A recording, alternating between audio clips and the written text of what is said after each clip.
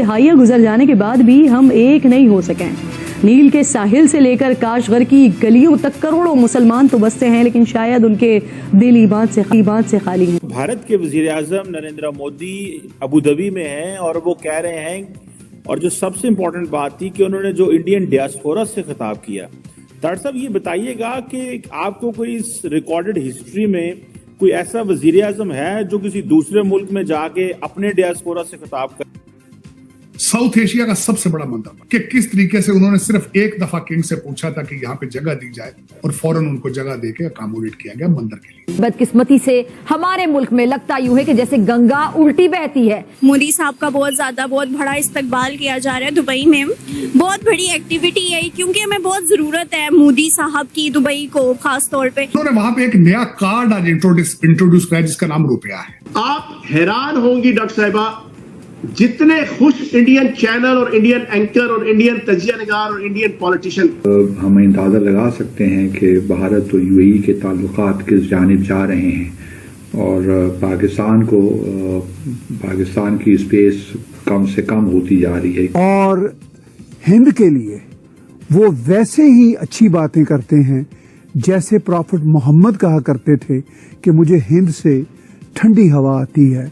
आज के अरब लीडर्स को भी जो मॉडर्नाइजेशन के रास्ते पे हैं, जो इस्लाम की ट्रू एसेंस को समझते हैं, वो प्राइम मिनिस्टर नरेंद्र मोदी के लिए, भारत के लिए, हिंदुस्तान के लिए यही रिस्पेक्ट रखते हैं। हमने देखा कि अरब लीडर्स किस तरह प्राइम मिनिस्टर नरेंद्र मोदी के साथ गर्म जोशी के साथ बगलगीर होते हैं, गले मिलते हैं। यहाँ तक कहा जा रहा है कि यूएई में बुर्ज खलीफा के ऊपर इंडिया के प्राइम मिनिस्टर नरेंद्र मोदी की तस्वीर भी चलाई गई और इंडिया का तिरंगा भी। मैं मोदी साहब की स्पीच सुनी है जो उन्होंने वहाँ के जो सदर हैं या किंग हैं उनके साथ और उनकी कैबिनेट के साथ बैठ के उन्होंने हिंदी में स्पीच दी है। इंटरनेशनल लेवल पे हमारी कोई वैल्यू नहीं है। मैं टू बी ऑनेस्ट बताऊं, हम यहीं पे बनते हैं और पाकिस्तान बाहर जाते हैं, हमारी कोई वैल्यू नहीं क्योंकि हमने खुद अपनी हरकतें खराब की हैं। मगर नरेंद्र मोदी इंडिया को कहां से कहां लेके, चाहे कतरी अमीर हो, चाहे यूएई के सरबराह हो, सारे के सारे इसी मोहब्बत और वलवले से उस प्राइम मिनिस्टर के साथ मिलते हैं।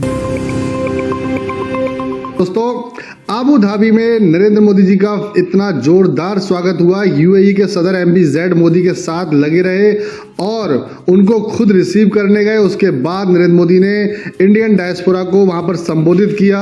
उसके बाद हिंदू टेंपल का उद्घाटन किया। दोस्तों, एक के बाद एक ऐसे झटके नरेंद्र मोदी ने पूरी दुनिया को दिए और खास करके पाकिस्तान जैसे और भारत के दुश्मन देशों को, जो सोचते थे कि बस नरेंद्र मोदी को जो है इंडिया में ही पॉपुलैरिटी मिली है, दुनिया में नहीं। ये एक के बाद एक झटके मिलने के बाद पाकिस्तानी मीडिया कैसे मातम मना रही है। मोदी साहब का बहुत बड़ा इस्तकबाल किया जा रहा है दुबई में। बहुत बड़ी एक्टिविटी है क्योंकि हमें बहुत जरूरत है मोदी साहब की दुबई को, खास तौर पे क्यों आए मोदी साहब आए, उनका वेलकम किया जाए क्योंकि फलस्तीन आज़ाद हो चुका है, वहाँ पे बिल्कुल भी शहादतें नहीं हो रही और बच्चे बहुत खुश हैं, स्कूल रोज जा रहे हैं। तो ज़रूरत ही नहीं है आपको दूसरी एक्टिविटीज़ पे।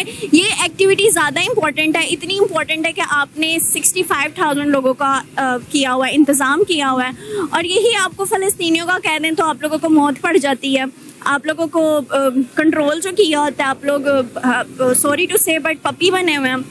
तो अब मुझे लगता है कि नरेंद्र मोदी साहब जो हैं, इंडिया को देखें तो बहुत तरक्की कर रहे हैं। हम पाकिस्तान को देखें तो हमारा कोई हाल, हमारी इंटरनेशनल लेवल पे हमारी कोई वैल्यू नहीं है। मैं टू बी ऑनेस्ट बताऊं, हम यहीं पे बनते हैं और पाकिस्तान बाहर जाते हैं, हमारी कोई वैल्यू नहीं क्योंकि हमने खुद अपनी हरकतें खराब की हैं। मगर नरेंद्र मोदी इंडिया को कहां से कहां लेके, एक ये भी वजह है कि लोग उसको ऑन कर रहे हैं कि इंडिया शायद एक सुपर पावर बने।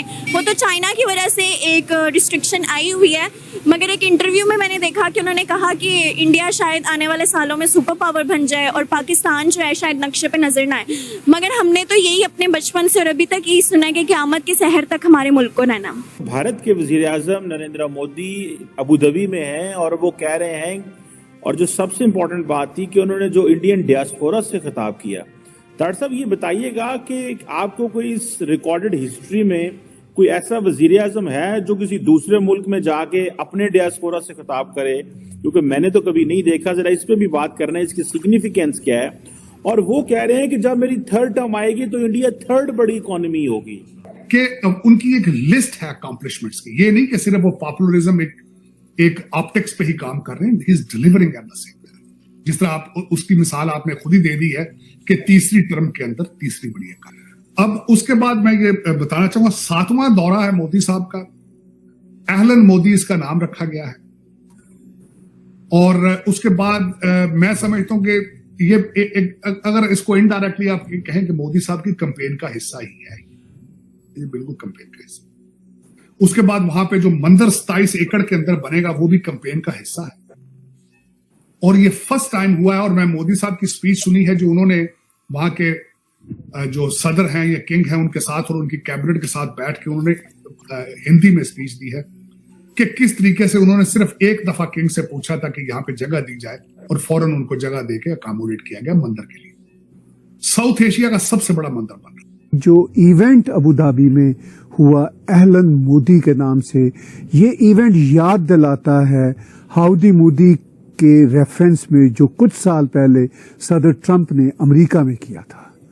उसी तरह का ये इस्तकबाल है, बल्कि शायद उससे भी कई हाथ बढ़ के है। और उसमें इंपॉर्टेंट बात यह है कि आपने देखा कि अरब लीडर्स किस तरह प्राइम मिनिस्टर नरेंद्र मोदी के साथ गर्म जोशी के साथ बगलगीर होते हैं, गले मिलते हैं। और ये सीन कोई आज का नहीं है, हम सालों से देख रहे हैं, चाहे मोहम्मद बिन सलमान हो, चाहे कतरी अमीर हो, चाहे यूएई के सरबराह हो, सारे के सारे इसी मोहब्बत और वलवले से उस प्राइम मिनिस्टर के साथ मिलते हैं।